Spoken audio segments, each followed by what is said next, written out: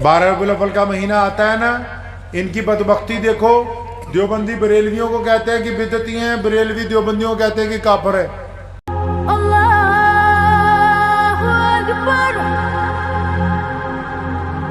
फिर हातिम की बेटी जब रसूलुल्लाह के सामने आई, अल्लाह के नबी सल्लल्लाहु अलैहि वसल्लम ने फरमाया कि तेरे बाप से अल्लाह राजी था।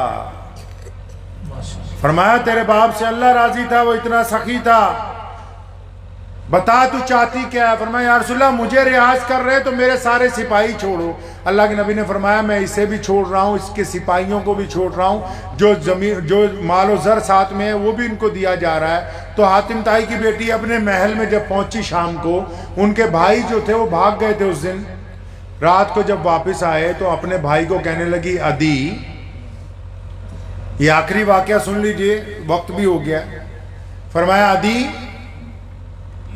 वो जिनके डर से तुम भाग गए थे, जिनको तुम समझते हो मदीने के बादशाह हैं, वो अदी वो बादशाह नहीं है, वो हुकूमतें बनाने नहीं आए जमीनों पर। अदी मैं उनसे मिल के आई हूं, वो तो दिलों के बादशाह हैं, वो अल्लाह के रसूल हैं, वो मोहम्मद रसूलुल्लाह हैं।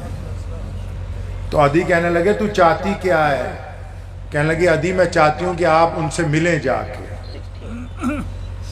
अदी रज़ियल्लाहु ताला अन्हु ने अपनी बहन से कहा कि अच्छा लोग तो उनसे जाके मस्जिद में मिलते हैं, लेकिन मैं तो जब तक उनका घर ना देख लूंगा तो मैं उनको मानूंगा नहीं, नऊज़ बिल्लाह। फरमाया तुम जाओ तो सही।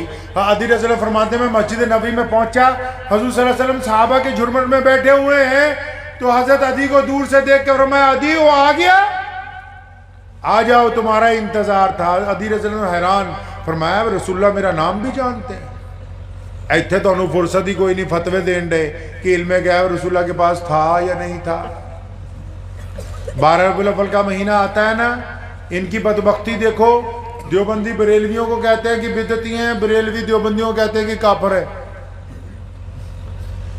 इश्क रसूल का महीना ये बताने के लिए तैयार ही नहीं कि रसूलुल्लाह कौन है, रसूलुल्लाह कैसे चलते हैं, रसूलुल्लाह कैसे बोलते हैं, रसूलुल्लाह के मामलात क्या हैं। नहीं नहीं हम तो फतवा देंगे।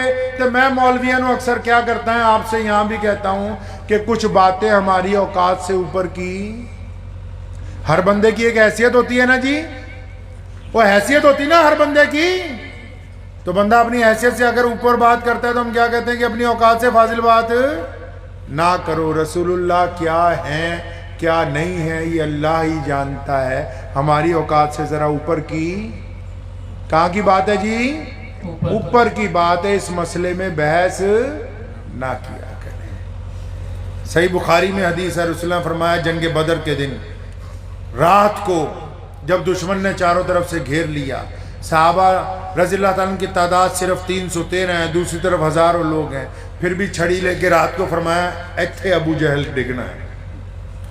जगह बताई, फरमाया यहाँ अबू जहल, यहाँ उतबा, यहाँ वलीद, यहाँ अब्दुल्ला बिन जिदान, यहाँ उमैया, इनकी गर्दन यहाँ यहाँ मारी जाएगी।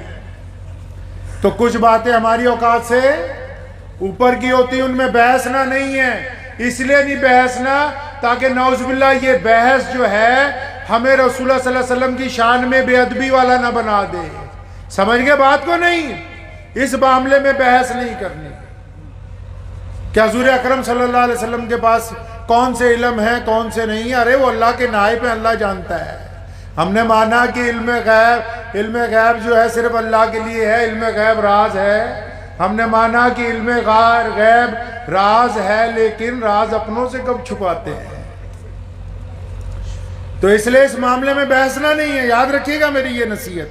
रसूलुल्लाह सल्लल्लाहु अलैहि वसल्लम की शान में नौज़ बिल्लाह बेअदबी हो जाएगी, और तभी तो पिट रहे, तभी तो नालायकियां हो रही हैं कि रसूलुल्लाह सल्लल्लाहु अलैहि वसल्लम की ज़ात को लेकर गुफ्तगू नौज़ बिल्लाह करने लगे। हमारी तो हैसियत से बड़ी ऊंची बात है, हम तो बहुत नीचे लोग हैं। रसूलुल्लाह सल्लल्लाहु अलैहि वसल्लम की अगर तारीफ हमारी जुबान से हो जाए तो ये भी हमारे लिए अल्लाह का बहुत बड़ा एहसान है, जिसका हम एहसान अदा नहीं कर सकते।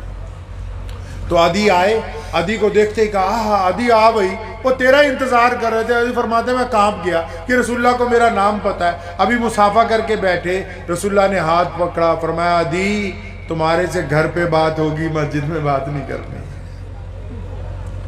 अदी फरमाते हैं मुझे दूसरा झटका लगा कि इनको कैसे पता है मैं घर देखना चाहता हूँ। वो सोचने कोई महल होगा, مسجد نبی سے نکلے، عدی رضی اللہ عنہ کو لے کے چلنے لگے، دوپہر کا وقت تھا لیکن ابھی مسجد سے پورا نکلے بھی نہیں، ایک عورت دوڑتی آئی، سدری، سمجھتے ہو سدری؟ جن کو کملے کہتے ہیں، جن کا دماغ پورا نہیں چلتا. ایک عورت آئی سدری، اس نے آگے کہا السلام علیکم یا رسول اللہ. فرمایا وعلیکم السلام.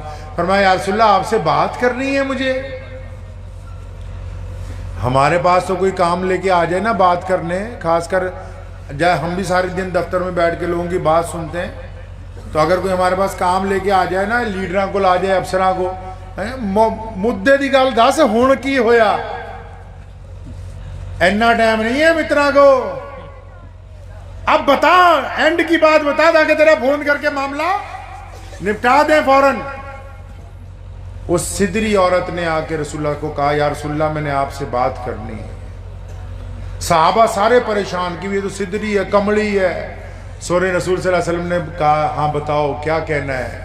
کہنے لگی نہیں یا رسول اللہ الگ گل کرنی ہے، ان سب کے ساتھ نہیں کرنی، آپ ذرا میرے ساتھ سائیڈ کو چلیں. وہ کالی کملی والے کو لے کے 10-20 قدم ایک طرف کو چلی گئی. اور آپ یقین مانیں آج کا چھوٹا مولوی بھی بنا جانماز بچھائے نہیں بیٹھتا ہوگا، آپ کے گھر میں کوئی بچہ بھی بنا گدے کے نہیں بیٹھتا ہوگا.